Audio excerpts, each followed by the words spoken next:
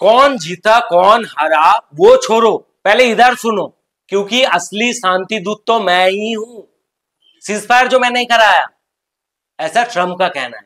भाई दुनिया जाए बाहर में, ट्रंप को तो अपना क्रेडिट चाहिए। आप लोगों को याद होगा कुछ टाइम पहले हमारा पीएम मोदी जी जैसे ही ऑपरेशन सिंदूर स्टार्ट करता है, वैसे ही ट्रंप का एक ट्वीट आ जाता है कि सीज फायर, और सीज फायर हो भी जाता है। उधर पाकिस्तान वाला बहुत जश्न मनाने लगता है कि हमने जीत हासिल कर लिया। इधर हम इंडिया वाले भी जश्न मनाते कि हमने जीत हासिल कर लिया। और तो और हमारा इंडियन का कुछ मीडिया पूरा पाकिस्तान को अपना कब्जे में ले लेता है। उधर ट्रंप कहता है कि मैंने दोनों देश को डरा धमका के सीज फायर करा दिया। ट्रंप ने अपना क्रेडिट ले लिया वहां पे भी, और यहां पे भी वही हो रहा है। इजराइल कह रहा है कि भाई हमारा जो मकसद था उस मकसद को हमने हासिल कर लिया, तो सीज फायर कर दिया। उधर ईरान कह रहा है कि भाई हमने वर्ल्ड का दो सुपर पावर इजराइल और अमेरिका को घुटने पे ला दिया, तब जाके वो दोनों सीज फायर के लिए हमारे पास रिक्वेस्ट कर रहा है। और ट्रम्प कह रहा है कि मैंने सीज फायर करा दिया। सो गाइज, आप लोगों को क्या लगता है कौन जीता? इजराइल जीता या फिर ईरान जीता? और क्या सच में ट्रम्प शांति दूत है? तो इस छोटा सा वीडियो में ये जो 12 दिन का जंग है, इस जंग को थोड़ा सा समझने की कोशिश करेंगे, फिर आप लोग खुद समझ जाओगे कौन जीता कौन हारा, और क्या सच में ट्रम्प शांति दूत है, उसने सीज फायर कराया। 13 जून रात को नेतन्याहू ईरान पे बहुत भयंकर हमला कर देता है, जिस हमला में ईरान का कुछ टॉप कमांडर, कुछ साइंटिस्ट, कुछ पब्लिक का डेथ हो जाता है। इसमें ईरान का बहुत नुकसान होता है। इस हमले का रीजन क्या बताता है कि ईरान परमाणविक बम बनाने की बहुत करीब है, जो हम इजरायली के लिए बहुत बड़ा खतरा है। हमें उसका न्यूक्लियर साइट तबाह करना है। जो बात नेतन्याहू 2012 से बोल रहा है कि ईरान कुछ हफ्ते में न्यूक्लियर बम बना लेगा, कुछ महीने में न्यूक्लियर बम बना लेगा, 2012 से अभी तक कुछ महीना और कुछ हफ्ता नहीं हो रहा है।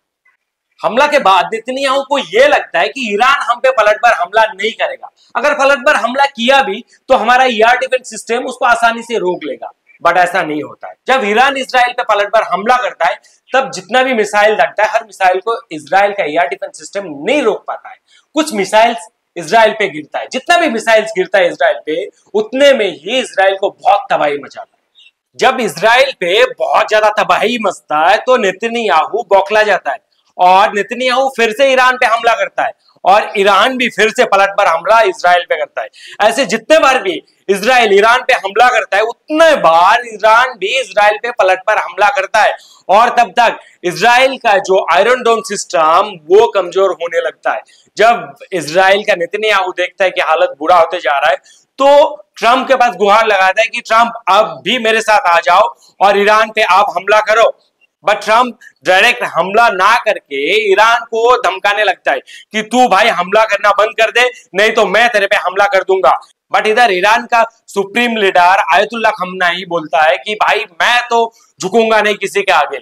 अगर जब तक वो हमला करता रहेगा तब तक मैं उस पर हमला करता रहूंगा, चाहे कुछ भी हो जाए। मैं किसी के सामने सरेंडर नहीं करने वाला हूं। अगर किसी को रोकने के लिए बोलना है तो आप इजराइल को रोकने के लिए बोलो। जब ट्रंप देखता है कि धमकी से काम नहीं हो रहा है, तो ट्रंप क्या सोच के ये कह देता है कि भाई ईरान को 2 हफ्ते का टाइम दे रहा हूं। अगर 2 हफ्ते के अंदर ईरान अपना सरेंडर कर दिया तो अच्छा है, नहीं तो मैं ईरान पे हमला कर दूंगा।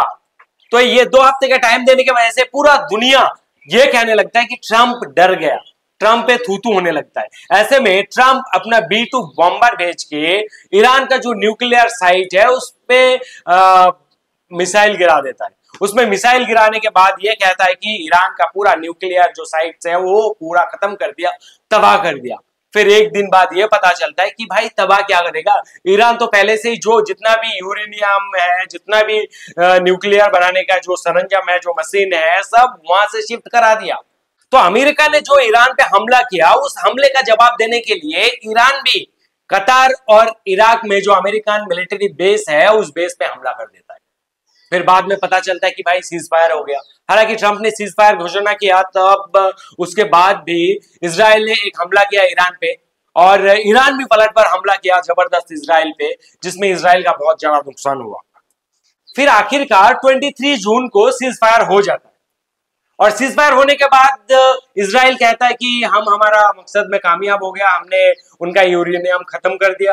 और ईरान कहता है कि भाई हमने जीत हासिल कर लिया, हमने दो सुपर पावर को घुटने में ला दिया, सीज फायर करने के लिए मजबूर कर दिया। तो बाद में पता चलता है जब ईरान अमेरिका आर्मी बेस पे हमला करता है तो ट्रंप डर के मारे कतार के बादशाह के पास जाता है और कहता है कि भाई कैसे भी आप सीज फायर करा दो। तो कतार के बादशाह जाके ईरान से बात करता है कि भाई सीज फायर करा लो कैसे भी, तो जाके सीज फायर होता है। इस जंग में देखो नुकसान किसको कितना हुआ। देखो ऐसे कहा जा रहा है कि ईरान का कम से कम 800 से 900 लोगों का डेथ हुआ, इजराइल का कम से कम 200 से 250 लोगों का डेथ हुआ, और ईरान को बहुत नुकसान हुआ और इजराइल को भी बहुत नुकसान हुआ। देखो बात यह है ईरान को कितना नुकसान हुआ वो नहीं, इजराइल कहता है कि मैं वर्ल्ड का सुपर पावर हूं, और दूसरा एक सुपर पावर जो ट्रंप, वो मेरे साथ है। ये दो सुपर पावर साथ में होने के बाद भी ईरान ने इसको इतना नुकसान पहुंचाया, ये ही ईरान के लिए बहुत बड़ा जीत है मेरे हिसाब से। आप लोगों को कुछ वीडियो दिखा रहा हूं, ये वीडियो देखो, फिर आप लोगों को थोड़ा सा ये विचार करने के लिए आसानी हो जाएगा कि कौन जीता कौन हारा। ये देखो वीडियो।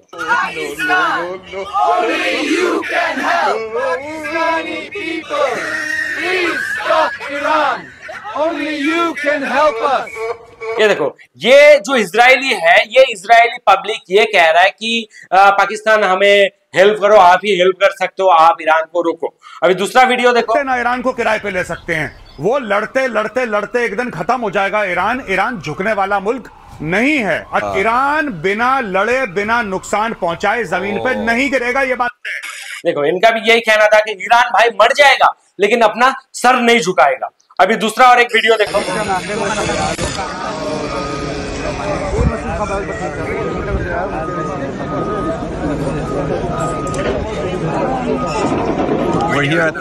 ये इजराइल का सुपर पावर है, उसका मतलब कंट्री का हालत है, गाजा जैसा दिख रहा है। आगे और देखो।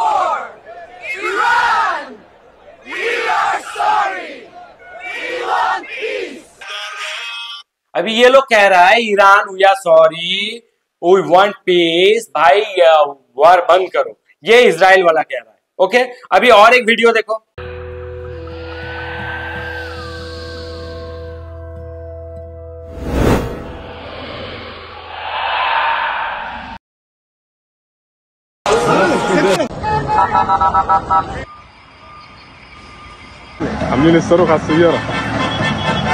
ये वीडियो जब सोशल मीडिया पे वायरल हो रहा था, लोग ये कह रहा था कि भाई ये इजराइल है या गाजा है, तो इजराइल का हालत ऐसे हो गया था। तो सोचो आप कि एक सुपर पावर है, उसका हालत जब ऐसा होता है, उसके पास इतना मतलब हाई लेवल का, एडवांस लेवल का एयर डिफेंस सिस्टम है, उसके बाद भी इसका ये हालत है, तो फिर सोचो। आगे और देखो।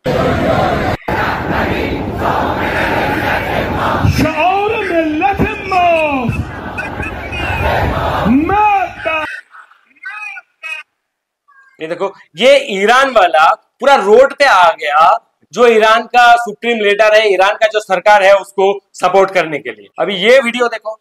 And for many, this maritime exodus represents not just an escape, but a symbol of crumbling conflict. Israel वाला अपना इजराइल छोड़ के भाग रहा है, उधर ईरान वाला रोड पे निकल के रैलियां निकल रहा है अपना सरकार को, अपना खमनाई को सपोर्ट करने के लिए। इधर इजरायली जो लोग हैं वो इजराइल छोड़ के भाग रहा है।